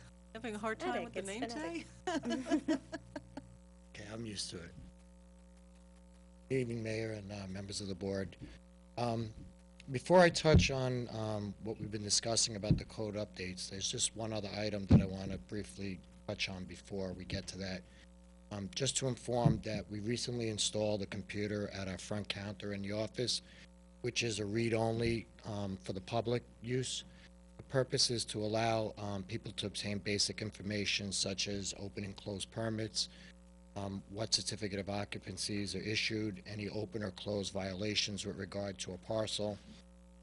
The majority of the FOILs the office receives are either from realtors or potential buyers who are searching solely for this type of information. This is to relieve unnecessary waiting time for an approved FOIL request, and also to relieve the staff some time from actually performing the search request. The only downfall as of now is that the municipal program as it is doesn't have per se a read-only summary page for them to use. The public can still access additional information like inspection details or violations details which would need to go through that legal FOIL process. But our representative at Municity has been contacted to set up an actual page for a parcel, and we're hoping to have it ready and quickly available for the public to actually help out realtors to proceed in sales. As for code updates, Lynn Brooks Avenue and myself have been working with Stewart over the last couple of months to revise the Village of Ossining code with regard to building department process and code enforcement procedures. These changes were done to accomplish a number of things. Many sections of the code do not apply to today's standards, such as, for example, an electrician who applies for a license and who issues it, or who within the building department can issue a violation or stop work order. The new code corrects a number of legal loopholes in the code for enforcement, which allow many cases to be dismissed in court and therefore nothing accomplished, the building not corrected for its violations. The new revisions will also make our local code match considerably with the updated New York State Code, eliminating any discrepancies between the two. The adoption of Section 1203 of the New York State law will allow code enforcement officers to perform the required prior inspections and implement operational permits. These inspections will help to eliminate unsafe conditions that exist in the community. At the beginning, we encountered many situations where placarding a building would be required and residents are displaced. No one in the department likes displacing families, but it's necessary to remove them from any dangerous life safety situations. I myself have recently had to respond upon the request of either the police or fire department to buildings where serious safety conditions exist, a situation where either an electrical safety hazard was present or a gas leak was discovered, and therefore Con Edison needed to turn off services. Under no circumstances are any residents removed and left with nowhere else to go. Myself, I've taken the time whether to speak to the people in English and Spanish when necessary to explain the serious safety conditions they are residing in and that we are concerned for their safety. We contact agencies like the Red Cross, Westchester County Housing Services to search for any temporary housing if they don't have any family or friends to stay with while the landlord works to repair the issues allowing the tenants to return at one point. The goal is creating a safe life environment for everyone. It may take some time to accomplish this, but with the new code updates, we're looking to take a big step in the right direction. Besides that, I know I've heard the members speak and ask some questions of concerns, which some of them can answer. One was with regard, if I recall, was what happens when people want to get back and get some of their belongings. We currently make provisions when the people are being told that they have to leave, we give them a contact number to reach out to us. And inform them that if they need to get back in, we can organize this together with the police department to go out, take whatever time is needed. We understand that they're being displaced on the spot, and therefore they're not prepared to get everything out at one time, so we make arrangements to meet them back there. Whatever time is convenient. I've gone out 5, 6, 7, 8 o'clock at night to meet with them and give them sufficient time to get things, and if they have to come back a second or third time, we do that.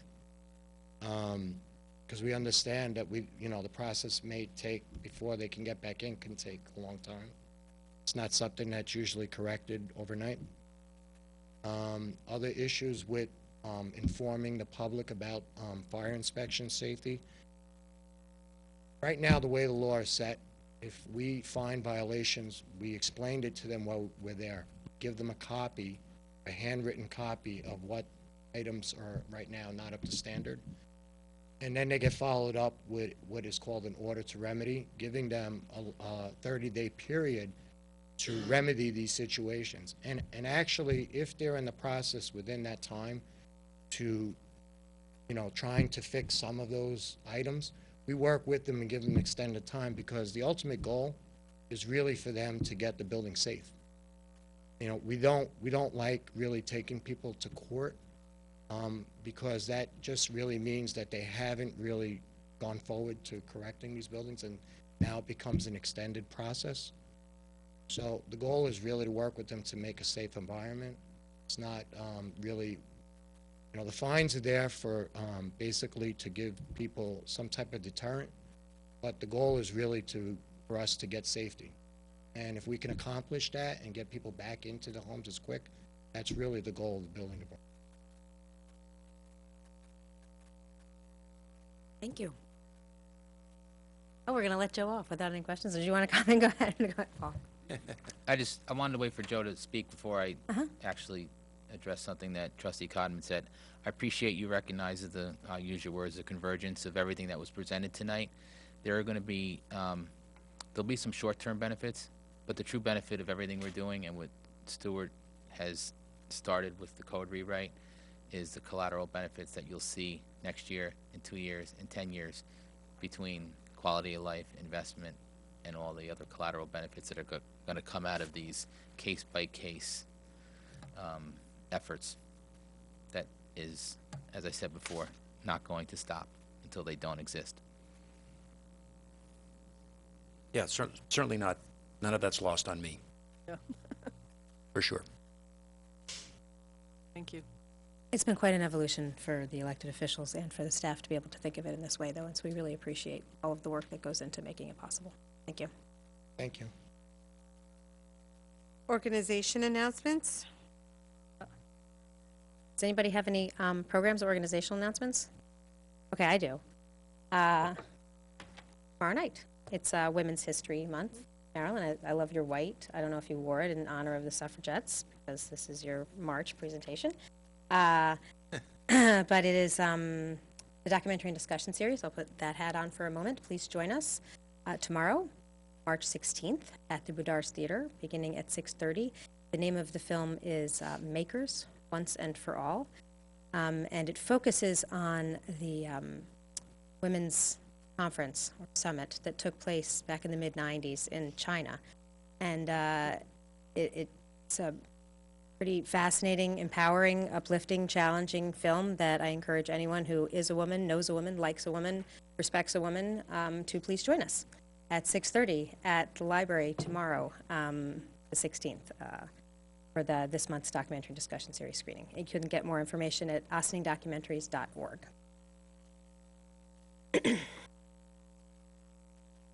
Else? Madam Clerk? Village Board resolutions? Anyone here who wishes to address the board on any resolutions? Okay, not seeing anyone? Oh. Yeah. Very patient. Good evening. Paul, I'd like to thank you and the DPW doing an amazing job with the snow. The local businesses appreciate that, as well as the residents, and I will say for my own street, That plow has come by probably every hour on the hour, not only cleaning, but spreading salt and sand, so thank you. Thank you. I apologize if I'm repeating anything in the opening announcements, but I think it's great that we're on the same page. You know what, let me just hold off. Are you making general comments, or are you referring to any of the resolutions that we're going to be voting on tonight? Because this is an opportunity to discuss the Oh, I resolution. apologize. I was talking about Resolution Q for a quick minute. Oh, that's fine. Oh, no, resolutions that we're voting on tonight. Okay, no. So, okay, so then if you wouldn't mind to please. Yeah, sure. And now you just bought yourself, 30 seconds for the next time you come up.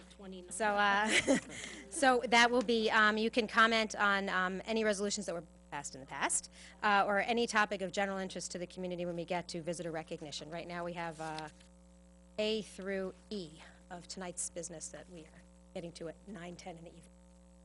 Madam Clerk. Okay, so we'll move into board resolutions. Resolution A, approval of minutes, March 1st, 2017. Regular meeting, resolved that the Board of Trustees of the Village of Ossining hereby approves the minutes of the March 1st, 2017 regular meeting as presented. Do I have a motion? So moved. Second. On the board? Madam Clerk. All those in favor? Aye. Opposed? Letter B, approval of voucher detail report. Resolved that the Board of Trustees of the Village of Ossining hereby approves the voucher detail report dated March 15, 2017, in the amount of $596,466.69. Do I have a motion? So moved. Second. On the board? Madam Clerk. All those in favor? Aye. Opposed? Letter C, call for a public hearing, local law number 3, 2017, titled Amendment of the Code of the Village of Ossining, Chapter 250-48, Section 11, Vehicle Weight Limits. Resolved that the Board of Trustees of the Village of Ossining hereby calls for a public hearing to take place at the Birdsall-Fagan Police Court Facility, 8688 Spring Street, Ossining, New York, on April 5th, 2017, at 7:30 p.m., or as soon thereafter as the matter may be heard, to consider local law number 3, 2017, titled Amendment of the Code of the Village of Ossining, Chapter 250-48, Schedule 11 vehicle weight limits, which local law would add the following streets or portions thereof to Section 11, imposing a maximum gross weight of 5,000 pounds for commercial vehicles or other tractor or tractor-trailer combinations, except for the purpose of making local deliveries on those streets: Ann Street, Aqueduct Street, Brandreth Street, and Broadway from North Highland Avenue to North Malcolm Street. Do I have a motion? So moved. Second.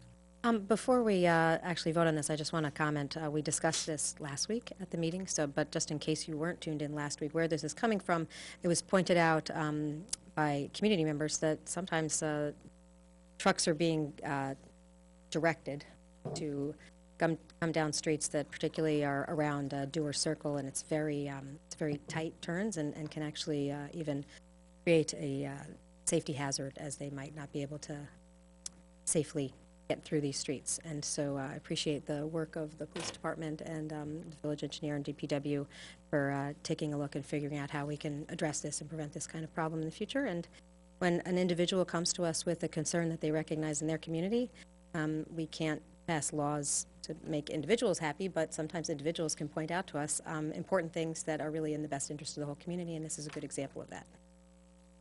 Madam Clerk.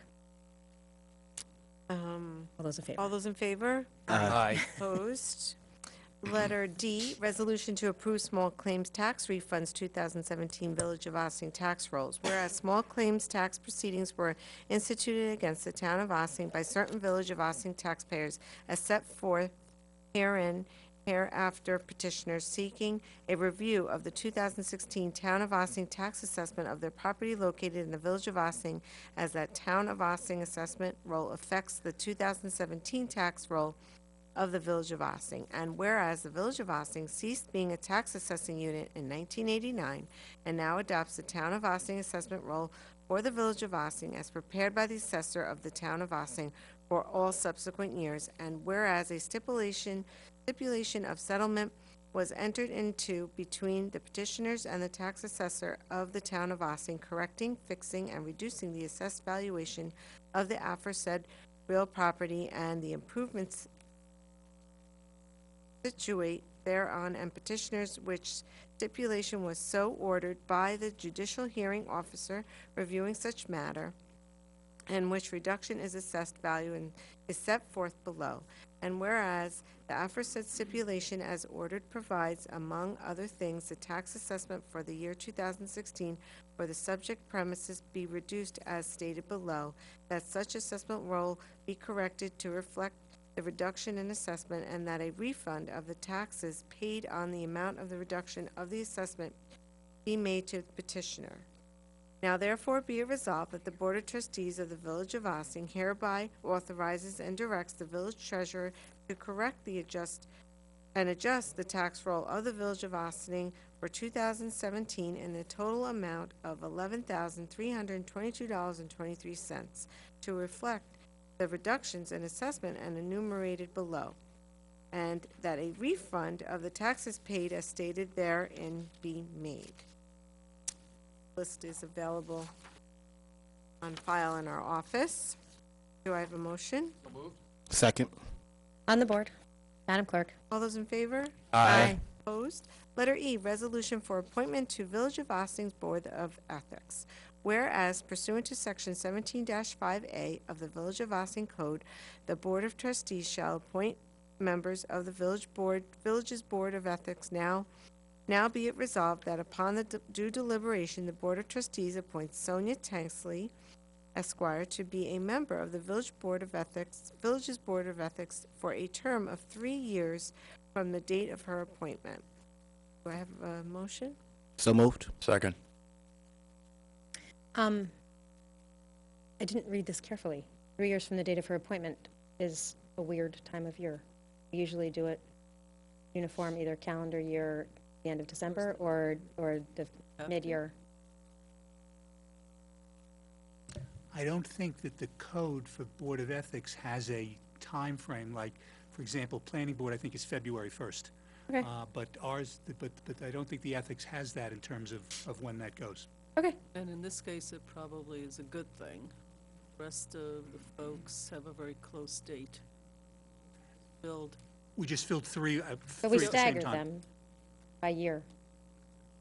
Of the three we just filled, one was for 1 year, one was for 2 Oh, you're years, right. one was for 3 Right. years. And they all are December 31st. I don't think so, because it was after my tenure, so, Oh. in the last, I think, middle of January. Okay. It's fine. We just have weird dates, but we often miss the date by the time we reappoint somebody anyway, so. And they can just continue on the roll. Please continue. Tell us about Sonia. I just wanted to say that this is another board. We keep talking about the boards, councils, and we hope that people sort of raise their hand, show interest. So the Board of Ethics was short-staffed, I think, for a while. And now we have filled all 5 seats, and we've sort of re-engineered the way the Board of Ethics works. And I hope, or maybe not hope, I don't know, that they'll be busy. Those boards that some people don't want them to be busy and other people think they should be, with many questions that people have about how things should work. So we welcome Sonia, and I think it's a great addition.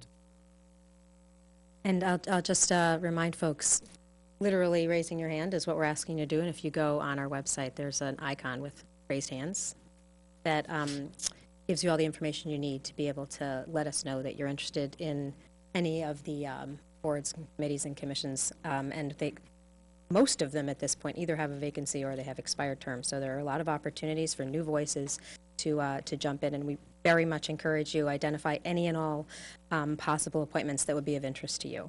And I just will clarify, we're voting on this one because the Board of Ethics is a Board of Trustees appointment.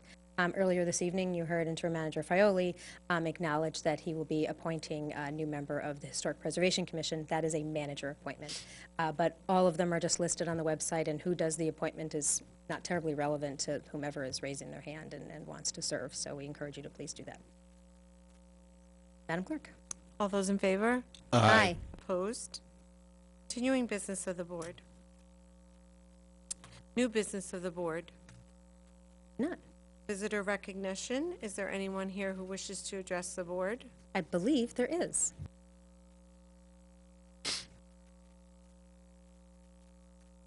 Welcome back. Just repeat my comment from before, that I hope I'm not repeating myself and your opening comments, but I think it's great because we're on the same page, so that's encouraging. Thank you for taking the extraordinary step of tabling Resolution Q, funding of a $500,000 public bond for construction of a roundabout in downtown Austin, and fostering an environment of collaboration among the many stakeholders and residents vested and interested in the positive development of our downtown area. It is in this spirit of community collaboration the Greater Austin Chamber of Commerce, on behalf of its members and the many other residents and business owners who reached out to us, submits a plan of action for your consideration that is consistent with initiatives you have advanced 2 years ago to develop the Market Square area as well as the historic Five Corner intersection in our village. Recent events surrounding the now tabled proposed roundabout present an ideal opportunity to reset and reinstitute focus on developing the Market Square parcels, which can and should include upgrading the adjacent intersection. With the focus upon a roundabout behind us, and without that project driving the conversation, we urge the board to dedicate its resources, join us and other stakeholders in a structured dialogue, issuing a request for proposal or an RFP to develop the Market Square parcels and surrounding areas. We believe an integral part of an RFP should be to require any developer seeking to obtain those parcels to dedicate funds toward the upgrading of the Five Corners intersection and obtain the requisite environmental impact study, traffic study, and their proposed development, and any proposed development would have on this area. This approach would not only move developing Market Square to the forefront and bring with it the opportunity to place these parcels back on the tax rolls, but would also have the added benefit of upgrading the intersection in a manner that promotes safety and efficiency for pedestrians and motorists while complementing Austin's economic growth. Perhaps even as important, this approach would also remove, at least in significant part, the financial burden of upgrading the intersection from the village and its residents.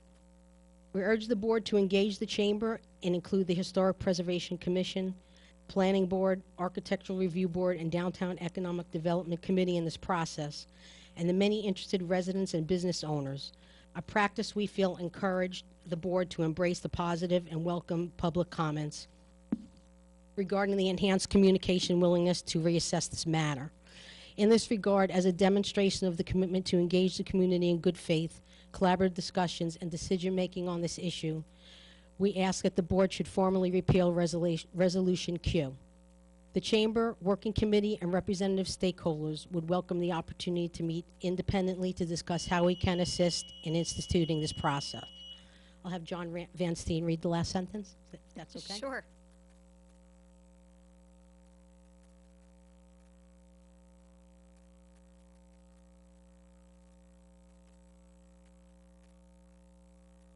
John Van Steen, 78 South Highland Avenue. To continue, we also request that the foregoing be placed on the agenda for the next available meeting so that we and the public can promptly engage in the collaborative and open approach we took away from the March 8th, 2007 meeting as our shared goal. Thank you.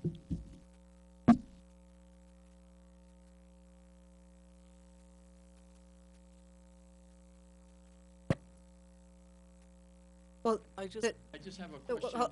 Is it okay to speak on resolution hold on one C? second. What was your, I think John, that, you meant 2017.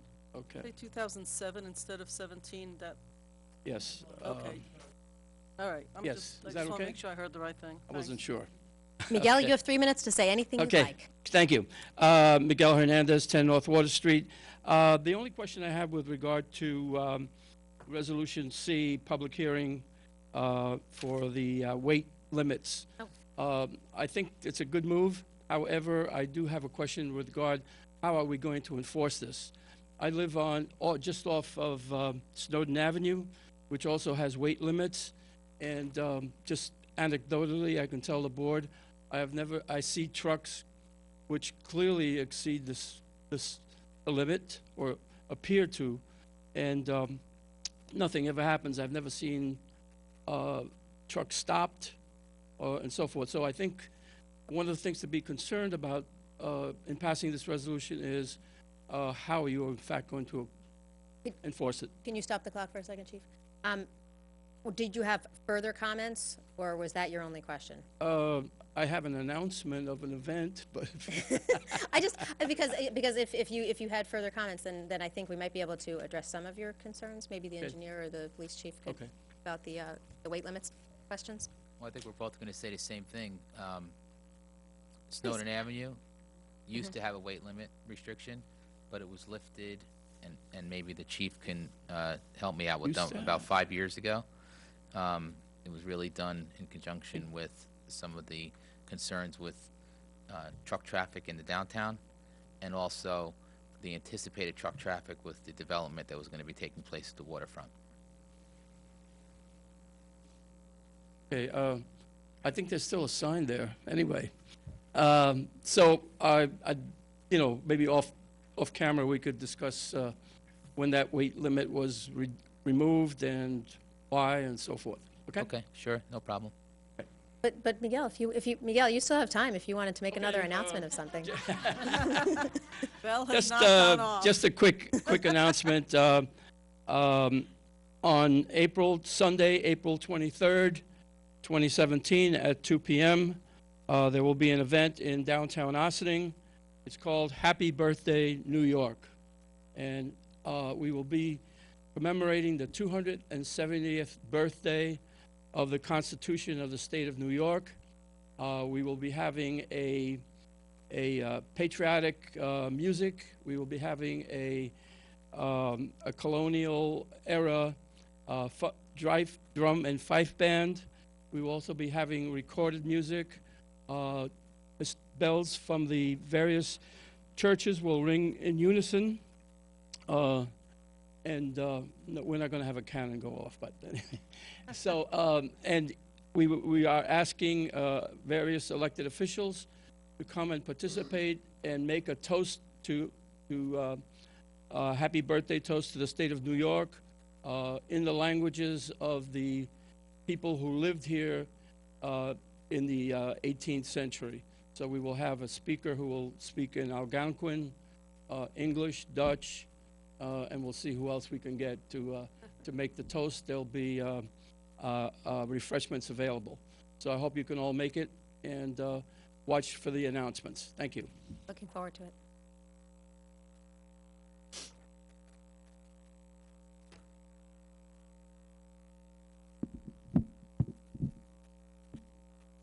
Hi, I'm Ahmad Chelabi of 107 Croton Avenue. Before I begin, I would like to thank Mayor Garrity. I arrived at the February 15th meeting as it was concluding. Even though she knew I was here to complain, she courteously gave me 3 minutes to address the board, and I'd just like to say that that was a classy move. So I live in the town of Ossining, village of Briarcliff. The village is run very well. On the rare occasion someone has a complaint, the village often corrects it the same day or, at worst, the day after. And the Briarcliff residents rightfully love their village. On the other end of the spectrum, we have Ossining. Change the notes. For more than a year now, I have been jumping up and down screaming about the glaring inconsistency in the overnight parking rules on Linden Avenue. Overnight permit parking is permitted on Linden Avenue north of us, and overnight permit parking is permitted on Linden Avenue south of us, but our little stretch is excluded. When village engineer Paolo Fraioli is asked about this glaring inconsistency, instead of addressing it, he points the finger at me and claims my lot should have 35 parking spaces. Well, Mr. Fraioli and I, along with building inspector Joe Agostinelli, sorry Joe, had a meeting on February 27th, and it was determined that I did in fact follow the planning board approved plans of 26 parking spaces. And let me tell you, I consider it a minor miracle that we were able to fit 26 spaces on such a small plot. So Mr. Fraioli was wrong, yet he did not apologize. Instead, he came up with new reasons to reject my request for fairness. He told me he can't allow it because it may interfere with the route of the street cleaner.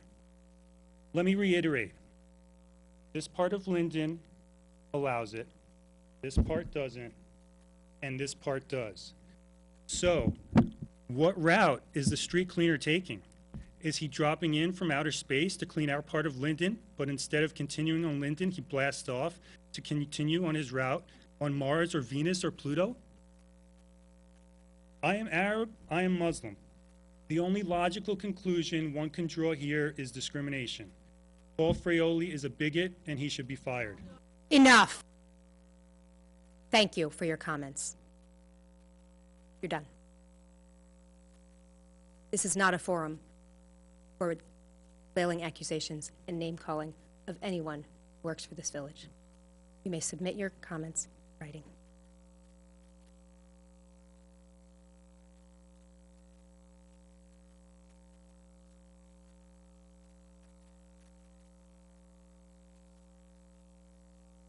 Hi, friends. Welcome. Thanks. Justine Lackey, 46 Camp Woods Grounds, and Main Street business owner. I get really nervous in front of the mic, so, oh, damn, my time started. I want to thank the village board, the mayor, and very sincerely all of the village voters who have engaged in this very important issue of developing our downtown, and specifically the Five Corners intersection. In my life, particularly in my business, when I undergo a major project, at the end of it, I ask, what did I learn? And so this isn't just a comment, it's a question. What did we learn? And this is what I learned. Referendum law isn't dictated by our village. It's dictated by our state. That was important for me as a village resident to learn that. The decision regarding the referendum wasn't personal. It was about details. And I want to thank our new astute village council for my very first Referendum Law 101 class. I also learned that we have another potentially urgent infrastructure project on the table. And that's the two arches. The top one is owned by the state, or managed by the state. The lower one is managed by the village. And it currently has a yellow flag rating, which means if tomorrow the state comes in and it flips the flag to red, we have a big situation on our hands. So that infrastructure project is supposed to be done, I think, Paul, next summer. So we have a time-sensitive issue on our hands. If we have this one infrastructure project that has to happen next year, it's a bridge, it's major, and we have an infrastructure project that is now potentially a litigious issue because we have come in, we have all these things on record. How do we manage that? The third thing I learned is perhaps the most important. A collaborative process is much better than an adversarial process. We all live here. We are all, I hope, on the same side. Positive, constructive, fiscally responsible development of Ossining should be our communal goal. That is my goal. So my question is, how can we get a collaborative, time-sensitive process on the table regarding our intersection upgrade and downtown development? How can we all do better? Thank you. Thank you.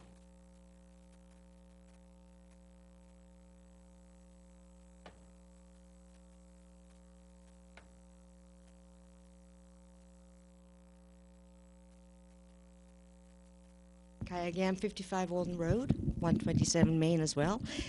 Mayor Garrity, board, Paul, everyone here in the room. I just want to thank you also for listening to the voices of Ossining. Some of them. There are many different voices. And one of the things that I have been trying to do in the last few weeks is to gather those voices in a bigger, more open forum to discuss what we want to do downtown and what we would like to do in the village. And I am very pleased that you are taking this to the step where we can actually sit down and try to figure this out. And I know there's going to be many, many questions we have to answer about, a timetable, who's going to be involved in the actual nitty-gritty, figuring it all out.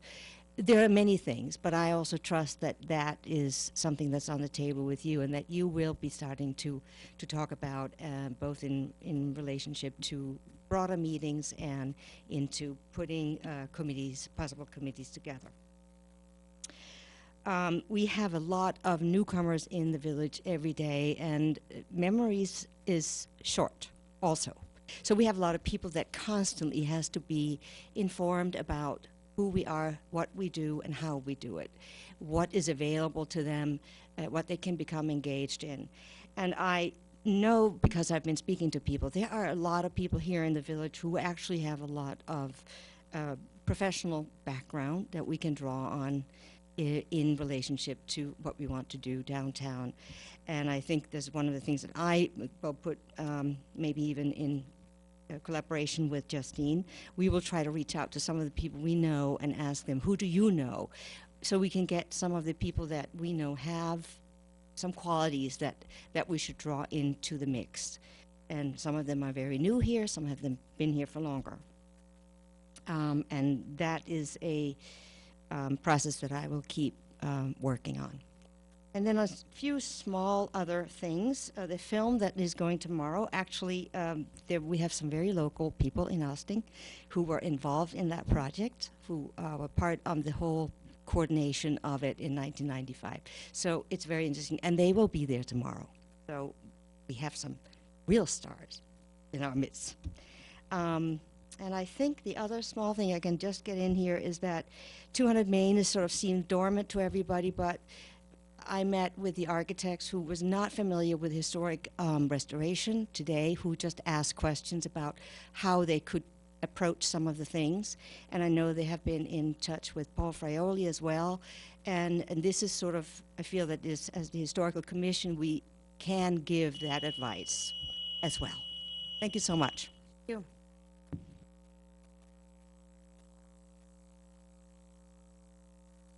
Is there anyone else who wishes to address the board?